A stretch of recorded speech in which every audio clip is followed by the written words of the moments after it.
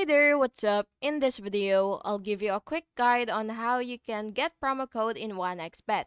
So the first thing that you will have to do is of course ensure that you've already logged into your account, and now that you're here, you will just head over to the promo section, and once you're here, you will just have to look for promo code store, which is right here.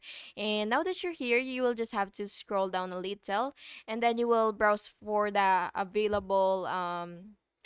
available promo codes or enter a code provided by 1xBet or partners.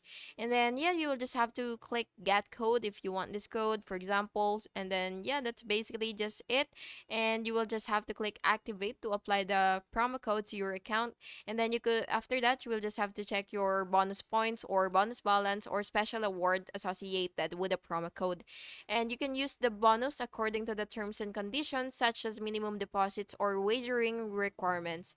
And yeah, by the way, you should always read the promo rules carefully. Some codes are valid only for certain games, sports, or deposits methods. So yeah, you do have to make sure first to read the description for that. And yeah, that's basically just it. I hope you found this video helpful. And if you did, please make sure to like and subscribe for more videos like this. Thank you and have an awesome day.